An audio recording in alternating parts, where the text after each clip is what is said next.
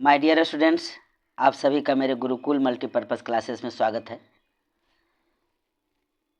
Matric परीक्षा 2024 में आईपीएड होने वाले छात्रों के लिए मैं एक खुशखबरी लेकर आया हूं।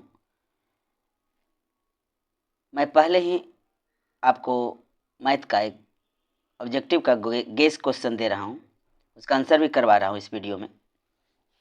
अगर आपको 95+% लाना है मैथ में तो आपको इस वीडियो के अंत तक बने रहना होगा। फर्स्ट क्वेश्चन है, 2 या 2 से अधिक अभाज्य संख्याओं का मासा। 2 या 2 से अधिक अभाज्य संख्या। अभाज्य संख्या होती है, फर्स्ट शुरू होता है 1 से, 3, 5, 7। तो मैं किसी लगातार 1 और 3 का ही मैं मासा निकालूं तो उसका मासा 1 होता है, अर्थात इसका आंसर हो जाएगा आपको 1। इसका आंसर हो जाएगा ए, ऑप्शन ए इसका सही आंसर होंगे।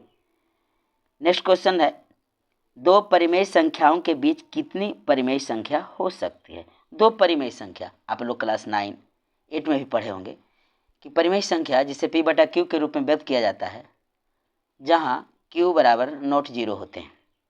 जैसे 2, 3, 4 ये सारी संख्याएं क्या हैं, परिमेय है। 1/2, 2/3, 3/4, 5/7 ये सारे क्या हैं, परिमेय संख्या है। तो 2 संख्याओं के बीच हम अनगिनत अनंत संख्या निकाल सकते हैं, अतः इसका सही आंसर हो जाएगा ऑप्शन डी, अनंत। नेक्स्ट क्वेश्चन है, निम्नलिखित में से कौन अभाज्य संख्या है। Option A 8, option B 9, option C 11, option D 15। अभाज्य संख्या वैसी संख्याएं जो 2 से पूर्ण रूप से विभाजित ना होती हो, उस संख्या को हम विषम संख्या कहते हैं।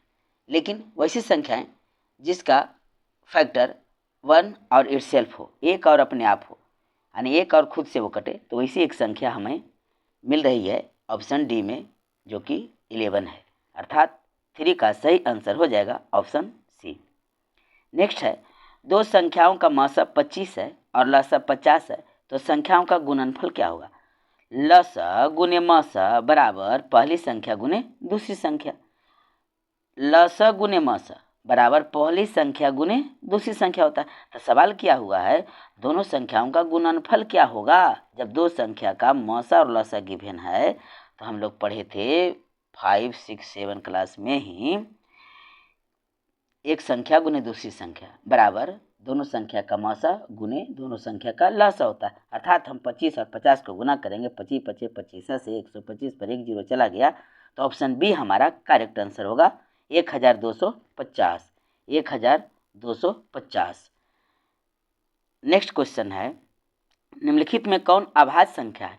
अभाज्य संख्या मीन्स, अभी मैंने आपको एक क्वेश्चन पहले बताया था, अभाज्य संख्या उस संख्या को बोलते हैं जिसका फैक्टर 1 और इटसेल्फ हो, यानी 1 और स्वयं अपने आप से कटता हो, इसके सिवा किसी दूसरी संख्या से ना कटती हो। तो वैसी संख्या ऑप्शन में दे रखा है हमारा सिर्फ ओनली 23, जो ऑप्शन डी में मौजूद है। ऑप्शन ए 15 है, जो 3 से भी कट जाता है, 5 से भी कट जाता है। ऑप्शन बी में 12 है, जो 2 से कटता है, 4 से कटता है, 3 से कटता है, 6 से कटता है। 80 में 75 है, जो 5 से भी कट जाता है, 3 से भी कट जाता है, 15 से भी कट जाता है। तो 23 ही ऐसी संख्या है जो 1 और अपने आप से कटता है, यानी उसका फैक्टर 1 और इटसेल्फ है, अर्थात ऑप्शन नंबर डी होगा क्वेश्चन नंबर 5 का answer, option D. Question number 6 है, निम्न में कौन अपरिमेय संख्या नहीं है। अपरिमेय संख्या नहीं है, अर्थात वो परिमेय संख्या है। सवाल थोड़ा कभी कभी क्रिटिकल बनाता है, घुमा कर दे देता है। निम्न में से कौन अपरिमेय संख्या नहीं है। √11 अपरिमेय संख्या है, क्योंकि हम इसका वर्गमूल निकालते रह जाएंगे, जिंदगी गुजर जाएगी, पॉइंट के बाद भी ना निकलेंगे। ऑप्शन बी 15, वो भी एक अपरिमेय संख्या ही है।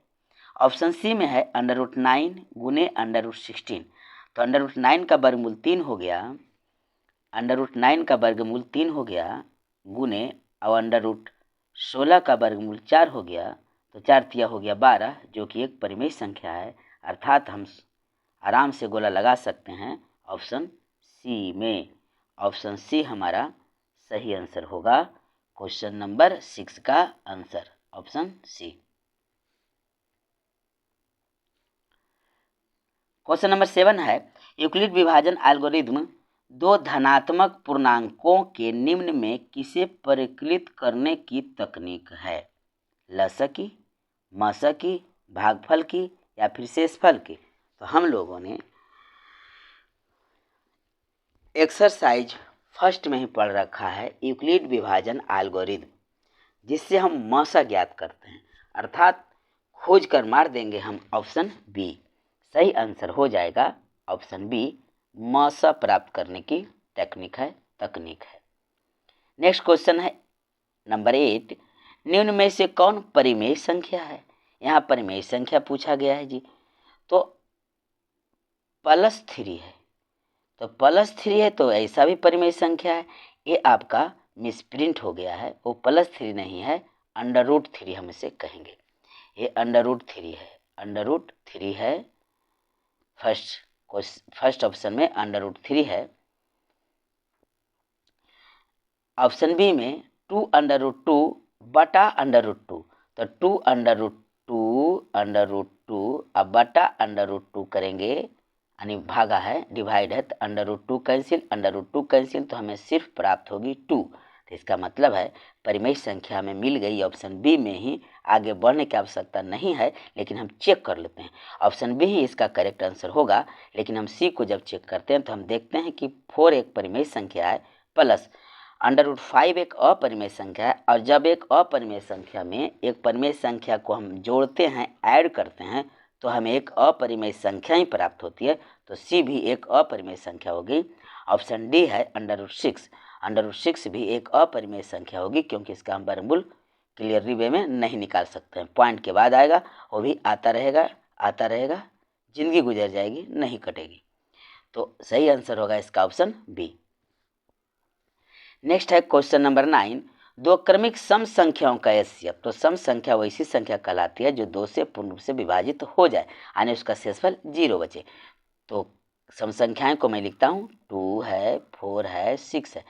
तो क्रमागत पूछा गया है, यानी लगातार 2 4 को ले लेते हैं, या 4 6 को लेते हैं, या 6 8 को लेते हैं, 8 10 को लेते हैं, 10 12 को लेंगे, 12 14 को लेंगे, जो भी है लगातार सम संख्या को लेंगे और उसका हम एचसीएफ निकालेंगे। तो 2 से हम 4 में जब एचसीएफ निकालेंगे तो 2 दूनी 4 कट गया, एचसीएफ आ गया हमारा 2।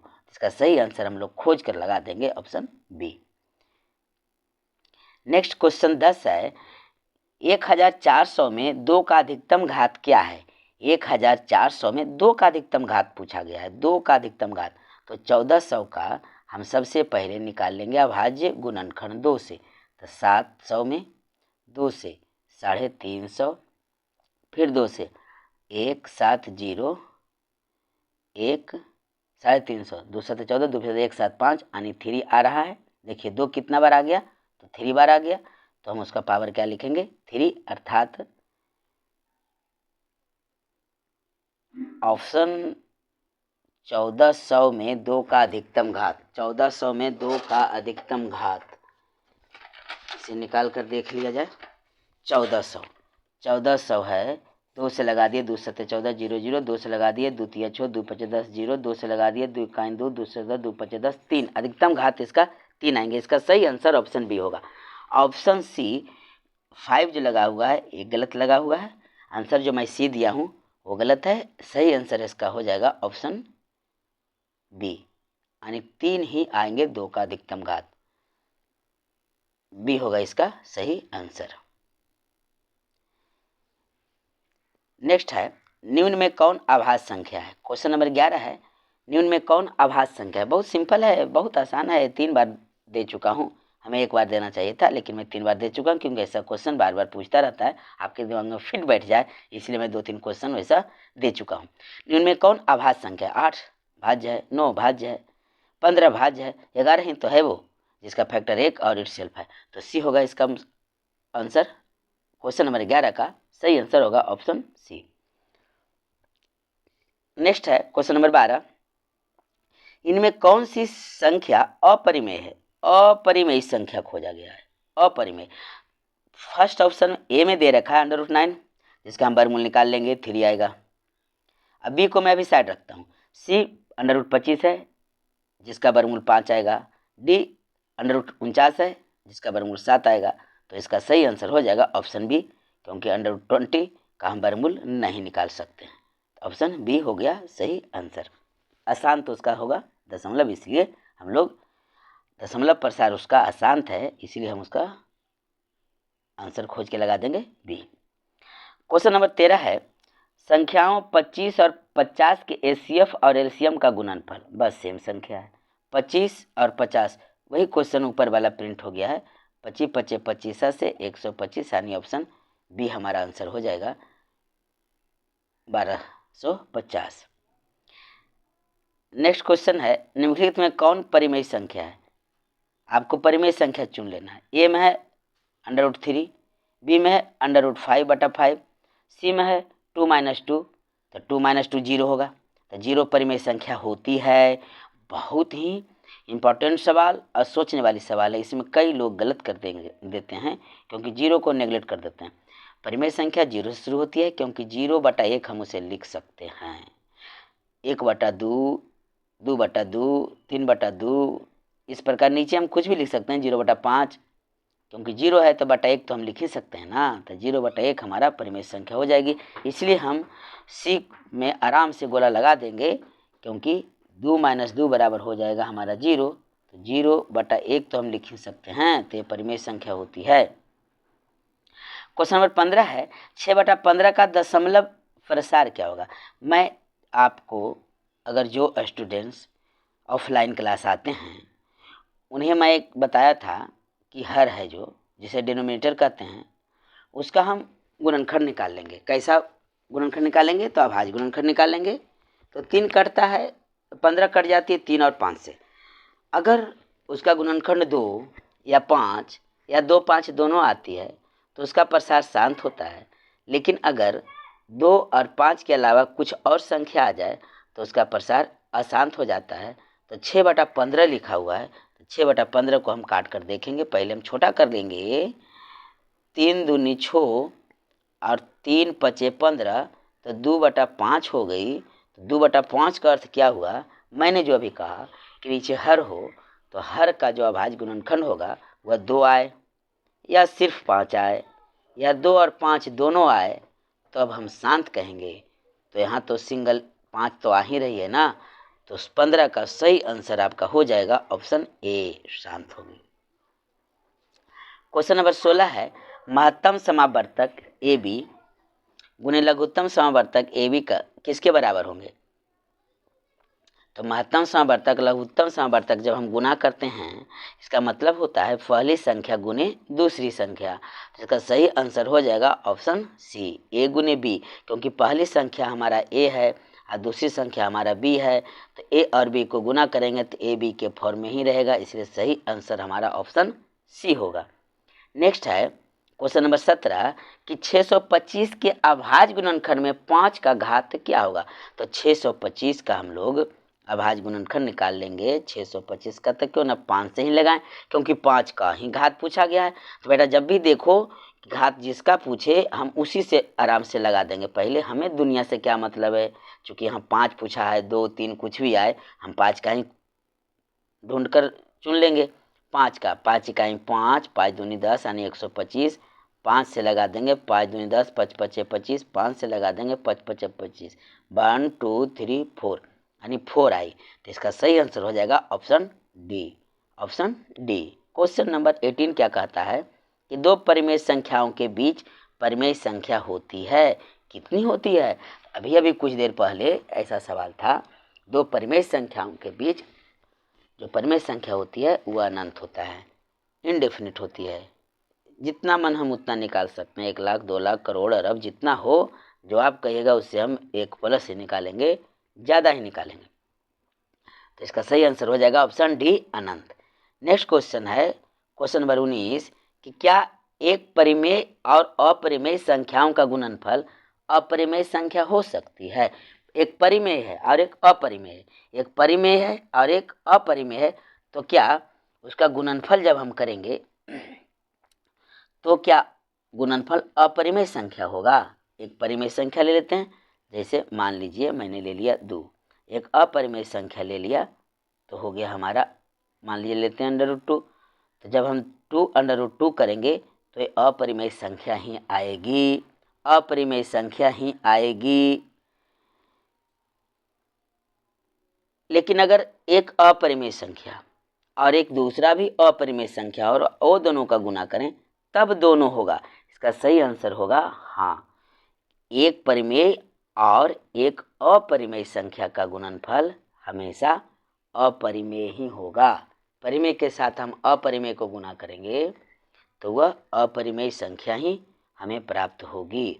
हाँ होगा इसका answer option A. Question number 20 है, दो परिमेय संख्याओं के बीच अधिकतम कितनी परिमेय संख्या हो सकती है? अनंत हो सकती है। ये तो 2-3 बार क्वेश्चन मिल गया। नेक्स्ट क्वेश्चन है, यदि द्विघात बहुपद QX x square minus x plus 4 के शून्यक अल्फा बीटा हो तो अल्फा प्लस बीटा का मान क्या होगा? बहुत ही इंपॉर्टेंट चीज़ है अल्फा प्लस बीटा। इसका अल्फा प्लस बीटा बराबर होता क्या है? आपका दिया हुआ है द्विघात बहुपद x square minus x plus 4। ए बराबर यहाँ 1 है और बी बराबर -1 है और सी बराबर 4 है। ए बराबर 1 है और बी बराबर -1 है और सी बराबर है 4। अल्फा प्लस बीटा बराबर हो जाएगा आपको माइनस बी बटा ए, माइनस बी बटा ए, माइनस बी अर्थात -1, चूँकि बी था 1, एक्स के गुणांक 1 कहलाता है, बी कहलाता है और एक्स स्क्वायर का गुणांक ए कहलाता है। जो अचर राशि है उसे हम सी कहते हैं। तो माइनस बी बटा ए हमारा है 1, तो यहाँ से माइनस माइनस हो गया प्लस में, तो 1/1 क्या आ गई? 1/1 का अर्थ होता है सिर्फ 1, अर्थात ऑप्शन सी हमारा आंसर होगा। क्वेश्चन नंबर 22 है, द्विघात बहुपदों के शून्यकों की संख्या होती है कितनी होती है? 2। एकदम याद रखना है, जब द्विघात है तो 2 होती है, जब रैखिक होता है तो 1 होता है, त्रिघात है तो 3 होगा। बस यही तो याद रखनी है। जब द्विघात बहुपद है तो उसका शून्य कितने होंगे? तो 2 होंगे, जो हमें ऑप्शन ए में मिल रहा है। ऑप्शन ए हम आराम से गोला लगा देंगे। नेक्स्ट क्वेश्चन है, x square minus 4x plus 1 के मूलों का योग, मूलों का योग वही ए प्लस बी निकालना, यानी अल्फा प्लस बीटा हमें निकालना है। तो अल्फा प्लस बीटा बराबर होता है माइनस बी बटा ए, तो बी क्या है? -4 है, तो माइनस के साथ हम माइनस बी अब बटा हम क्या करेंगे? ए। तो बी हमारा क्या है? -4 है। इसको माइनस के साथ जब हम गुना कर लेंगे, बटा 1 कर लेंगे तो प्लस हो गया ना, 4/1 हो गया ना, तो क्या आंसर आ गई? 4। तो सही ऑप्शन बी में हमें मिल रहा है सही आंसर। तो 23 का सही आंसर हो गया हमारा बी, करेक्ट आंसर 4 आएगा। नेक्स्ट है, द्विघात बहुपद 4x square minus 4x plus 1 के मूलों का गुणनफल क्या होगा? इस प्रकार का सवाल बहुत आते रहता है। इस प्रकार के सवाल को बहुत बना लेना है, एकदम घोर कर पी जाना है इस प्रकार के सवाल को। और आसान भी है और सही आंसर आएगा। कोई सस्पिशन इसमें नहीं होती है, कोई डाउट नहीं होता, एकदम डाउट क्लियर होता जाएगा। तो एक 4x स्क्वायर है तो ए बराबर हो गई यहाँ 4, क्योंकि एक्स स्क्वायर के ही कॉफिशिएंट को अर्थात गुणांक को हम ए कहते हैं, तब 4 हो गया ए बराबर। अब बी बराबर -4 हो गया और सी बराबर 1 हो गया, तो मूलों का गुणनफल बराबर होता है सी बटा ए। तो सी हमारा कितना है? 1 है, सी बराबर हमारा है 1 और ए बराबर है हमारा 4 और बी बराबर है हमारा -4। तो हमें बी से तो मतलब नहीं है ना, क्योंकि गुणनफल जो है मूलों का गुणनफल अर्थात अल्फा गुने बीटा बराबर हो जाता है हमारा सी बटा ए। तो सी कितना आया है जी? 1 आया है जी। ए कितना है जी? 4 है जी। तो 1/4 देखिए तो किस ऑप्शन में मिल रहा है आपको? ऑप्शन सी में मिल रहा है। तो ऑप्शन सी में हम आराम से गोला लगा देंगे। तो क्वेश्चन यहाँ से 4 का मिल गया आपको ऑप्शन सी 1/4। 22-23 के बाद हम आ गए क्वेश्चन नंबर आपको 4 में, जो कि दूसरा पेज का आ रहा है। 23 से हमें जाना था आपको 24 में, जो कि यहाँ से क्वेश्चन 4 में हम आ गए। कोई दिक्कत नहीं है, आप पढ़ते जाएंगे। यहाँ 24 था, 4 नहीं है 24 है, 4 मिसप्रिंट हुआ है। क्वेश्चन नंबर यहाँ 25 हो गया, क्वेश्चन नंबर 26 अब देख लीजिए। एक क्वेश्चन नंबर आपका 24 है, 25 नहीं 24 है। 4 मिस प्रिंट हुआ है, लगातार देखिए। क्वेश्चन नंबर मैंने 23 करवाया तो क्वेश्चन 4 कहाँ से आ जाएगा, 24 होगा तब ना, 25 है, मिस प्रिंट है, उसको 24 समझना है आपको।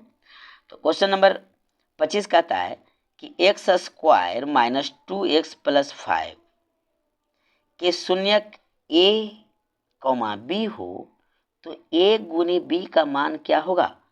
a इंटू बी है और शून्यक क्या है, a और b है, अर्थात अल्फा इंटू बीटा। अभी अभी हम लोग बनाए क्वेश्चन नंबर 24 में मूलों का गुणनफल, बस यहाँ भी मूलों का गुणनफल पूछा जा रहा है, मूलों का गुणनफल पूछा जा रहा है।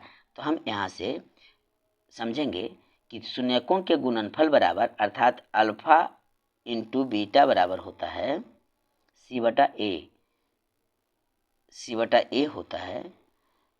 तो जहाँ अल्फा को ए बोला गया है और बीटा को बी बोला गया है, तो ए गुने बी बराबर सी बटा ए। तो सी हमारा क्या है, 5 है, ए हमारा क्या है, 1 है, क्योंकि एक्स स्क्वायर के ही गुणांक को तो कहते हैं ए, तो एक्स स्क्वायर का गुणांक 1 है, तो बटा 1 हो गई।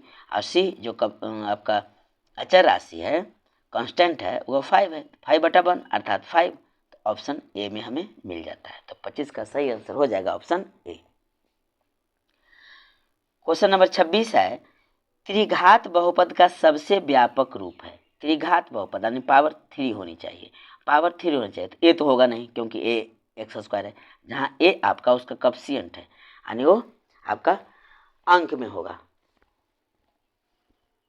ए तो कैंसिल हो गया, बी में ए एक्स पर पावर 4 है, तो हो गया पावर 4, ये 4 घात वाली हो गई। तो हमें त्रिघात पूछा गया जो कि ऑप्शन सी में मिलेगा, एकदम सीधी सी बात है, ऑप्शन सी में मिलेगा, क्योंकि सी है हमारा ए एक्स पर power 3 plus b x square plus c x plus d, यही है त्रिघात बहुपद का व्यापक रूप। तो ऑप्शन सी इसका सही जवाब। नेक्स्ट क्वेश्चन है